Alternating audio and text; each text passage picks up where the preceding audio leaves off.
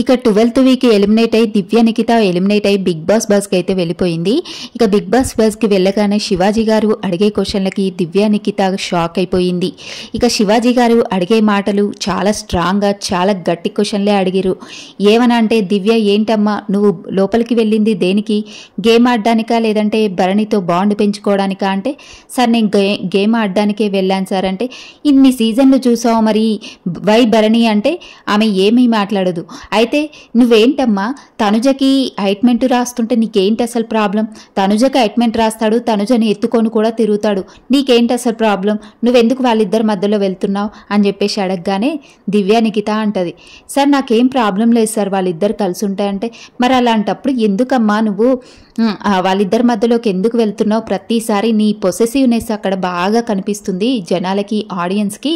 ఇంకా నువ్వెందుకు అలా చేసావనంటే, సార్ భరణి గారికి పెయిన్ ఉందంటే, పెయిన్ ఉన్న విషయం నీకు చెప్పిండా? నీకు చెప్పకముందే నీకు భరణి పెయిన్స్ అన్నీ తెలుస్తాయా? అతనైతే చెప్పలేదు కదా. నువ్వు మధ్యలో వెళ్ళిపోయి తనుజతో గొడవలు పడుతూనే ఉంటావు. తనుజ ఎప్పుడన్నా భరణితో క్లోజ్గా ఉంటే నీకు అస్సలు నచ్చదు, చాలా పొసెసివ్నెస్ చూపిస్తున్నావు. అసలు ఏంటమ్మా నీ ఇంటెన్షన్ అంటే, సార్ నా ఇంటెన్షన్ ఏం లేదు, వాళ్ళిద్దరు క్లోజ్గా ఉంటే నాకేం ప్రాబ్లం లేదు అంటే, మాధురి గారు హౌస్లోకి వచ్చేటప్పుడు మీ మమ్మీ కూడా చెప్పారు, భరణి గారితో మా దివ్యని మాట్లాడొద్దని చెప్పండి అని కూడా చెప్పారు. అయినా కానీ నీకు అర్థం కాలేదా అమ్మా? వచ్చి మాధురి గారు నీకు చెప్పినప్పుడు ఆ పాయింట్ ఎందుకు చెప్పారో నీకు అర్థం కాలేదా? అలాగే భరణి గారు సెకండ్ టైం హౌస్లోకి వచ్చినప్పుడు నిన్ను ఎంకరేజ్ చేయకుండా దూరం పెట్టారు. అప్పుడైనా అర్థం చేసుకోవాలి కదమ్మా.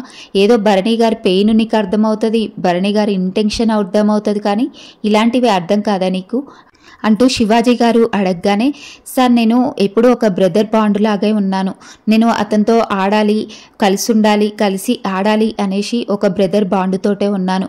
బయటికి వచ్చాక కూడా నేను ఒక వెల్ విషర్ లాగానే ఉంటాను. ఆయన నాతో మాట్లాడినా మాట్లాడకపోయినా నేను ఆయనతో బ్రదర్ లాగానే ఉంటాను అంటూ అక్కడ దివ్య నిఖిత చెప్పింది. నువ్వు బయట ఎలాగైనా ఉండమ్మా, ఇది గేమ్ కదా, గేమ్ అన్నప్పుడు అందరూ ఆడాలి, అందరూ సమానమే కదా గేమ్లో అంటూ శివాజీ గారు గట్టిగా అడిగేశారు దివ్యని.